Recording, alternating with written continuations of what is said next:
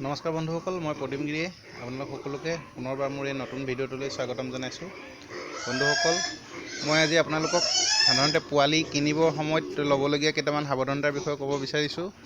যিহেতু মোলৈ বহুকেইজন বা প্ৰায়সকলে ফোন কৰি থাকে মাজে মাজে, তো তেওঁলোকৰ ভিতৰত প্ৰায়বিলাকে কয় যে মই পোৱালি আমুকৰ পৰা কিনিছিলোঁ, ইমানকেইটা পোৱালি কিনিছিলোঁ, তাৰে পোৱালিবিলাক মানে যেনেকৈ বাঢ়িব লাগিছিল তেনেকৈ বঢ়া নাই, ইমান দানা খুৱাইছোঁ, ইমান ভিটামিন খুৱাইছোঁ, গতিকে ডক্টৰকো সুধিছোঁ, ভিটামিন দিছে, যিখিনিত ভিটামিন দিছে গোটেইখিনি ভালকৈ খুৱাইছোঁ, তথাপিও পোৱালিবোৰ যেনেকৈ বৃদ্ধি পাব লাগে পোৱা নাই, গতিকে মোৰ খৰচ বাঢ়ি গৈছে।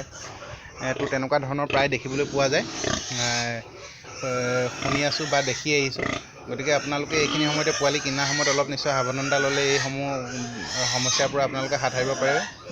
বন্ধুসকল, আপোনালোকে পোৱালি সাধাৰণতে সদায় ভাল ডাঙৰ ফাৰ্মবিলাকৰ পৰাই পোৱালিবোৰ ক্ৰয় কৰিব, যিসমূহে বা ডাঙৰ নহ'লেও সৰু ফাৰ্ম হ'লেও যিসকলে পোৱালি গাহৰি প্ৰতিপালনৰ ক্ষেত্ৰত গোটেই নীতি নিয়মখিনি যাতে মানি চলিছে তেনেকুৱা ফাৰ্মবিলাকৰ পৰাই আপোনালোকে পোৱালিবোৰ সংগ্ৰহ কৰিব, অন্যথা নিশ্চয় এনেকুৱা ধৰণৰ বিপদত আপোনালোকে পৰি থাকিব।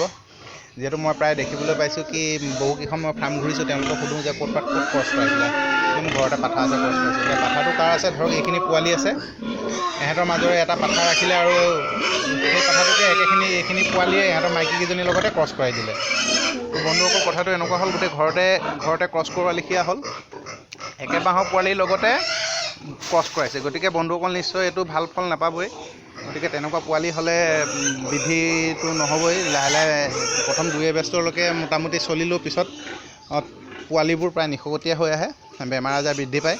গতিকে এই বিষয়টোৰ ওপৰত মন কৰিব, যাতে একে বাঁহত কেতিয়াও ক্ৰছ নকৰাই। ক্ৰছ নকৰোৱা পোৱালিবিলাক আপোনালোকে লোৱাৰ আগতে পোৱালিবিলাকৰ পৰা হিষ্ট্ৰীটো সম্পূৰ্ণৰূপে গাহৰি পোৱালি কিনাৰ আগে হিষ্ট্ৰীটো পূৰা লৈ ল'ব। মাকে কিমান পোৱালি দিছিলে, কেইটা পোৱালি বাচিলে, কেইটা পোৱালি মৰিলে, কি কাৰণে মৰিলে পোৱালিসমূহ, আৰু পাঠাটো ক'ৰ আছিল, একে বাঁহৰে আছিল নেকি, ধৰক ইহঁতৰ একেটা বাঁহৰ এইখিনি পোৱালি, ইহঁতৰ মাজৰে এটা পাঠা ৰাখি বাকী মাইকীকেইজনী ক্ৰছ কৰাইছে নেকি, বা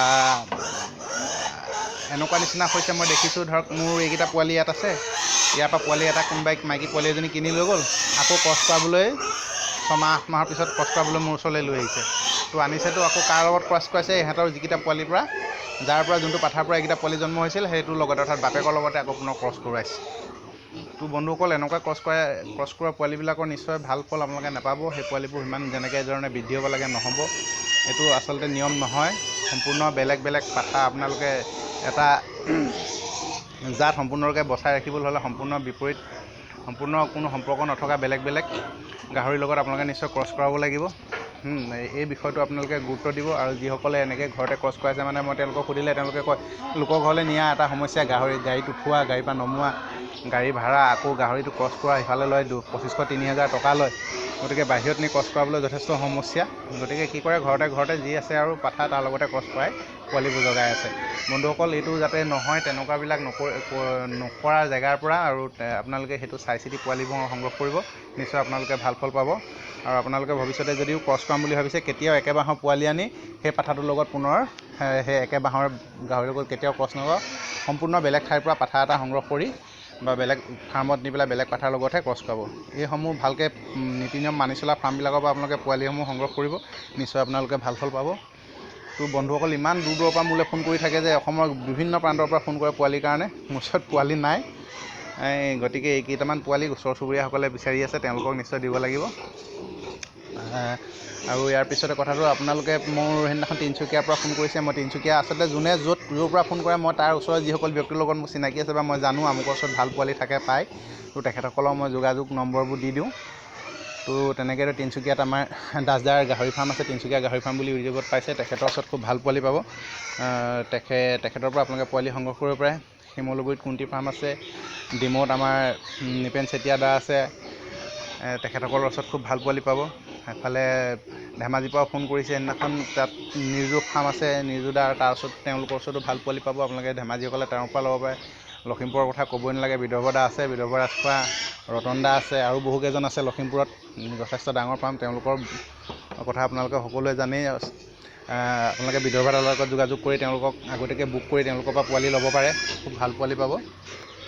আৰু আপোনালোকে তেনেকুৱা জেগাৰ পৰা পোৱালি ল'লেহে আপোনালোকে ফলাফল লয়। তেজপুৰত আমাৰ নিকুঞ্জ দা আছে, নিকুঞ্জ বৰুৱা, তেওঁৰ ওচৰতো আপোনালোকে ভাল পোৱালি পাব। এইভাগে বসুমতাৰী ছাৰ আছে, বসুমতাৰী ছাৰৰ লগত আপোনালোকে যোগাযোগ কৰিব পাৰে। তাৰ পৰাও মোলৈ বহুকেইজনে ফোন কৰিছে, আনকি নলবাৰী, ধুবুৰী এইবিলাকৰ পৰাও ফোন কৰিছে।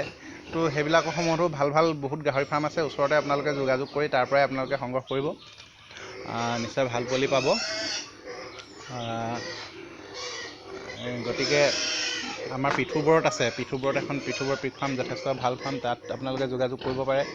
খোৱাঙৰ তাতো ভাল পোৱালি আছে। গৌৰীসাগৰত আছে। গতিকে বহু ঠাইত আছে ভাল ফাৰ্ম, আপোনালোকে নিশ্চয় যোগাযোগ কৰি ল'ব। বিশেষকৈ বিদৱৰ দাহঁতৰ ওচৰত, ৰতন দাহঁতৰ ওচৰত আপোনালোকে বহুত ভাল পোৱালি পাব, নিকুঞ্জ দাৰ ওচৰত। গতিকে তেওঁলোকৰ লগত যোগাযোগ কৰিব, নিশ্চয় আপোনালোকে ভাল পোৱালি পাব আৰু অতি সোনকালে আপোনালোকে এই গাহৰি পালনত ভাল ধৰণে কৰিব পাৰিব আৰু লাভ অৰ্জন কৰিব পাৰিব। তো তেনেকৈ আপোনালোকে একদম সদায় লক্ষ্য ৰাখিব যাতে পোৱালিখিনি ভালকৈ পাঠাৰ পৰা আন পাঠা কাৰ লগত ক'ত কেনেকৈ কৰাইছে এই হিষ্ট্ৰীটো লৈ ল'ব।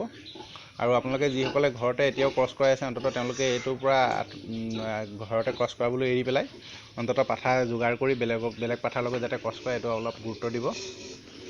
আৰু আপোনালোকে পোৱালি লোৱাৰ সময়তো এই বিষয়টো ভালকৈ সুধি চাই মেলিহে পোৱালিসমূহ ল'ব। তো বন্ধুসকল, এইখিনিয়ে কথা।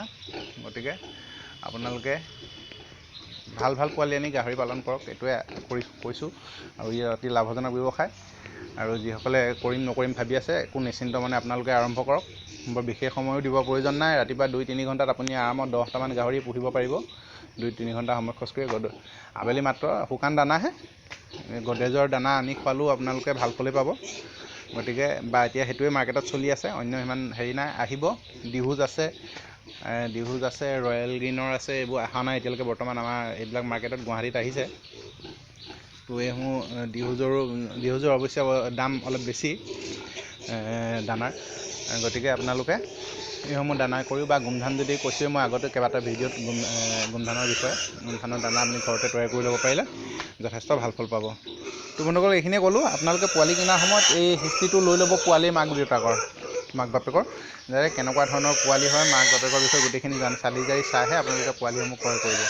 অন্যথা আৰু আপোনালোকে কেতিয়াও একে বাঁহতে ঘৰৰ বাঁহত ক্ৰছ নকৰাব। তো এইখিনিয়ে কথা, এইখিনিকে আপোনালোকক ক'ব বিচাৰিছিলোঁ।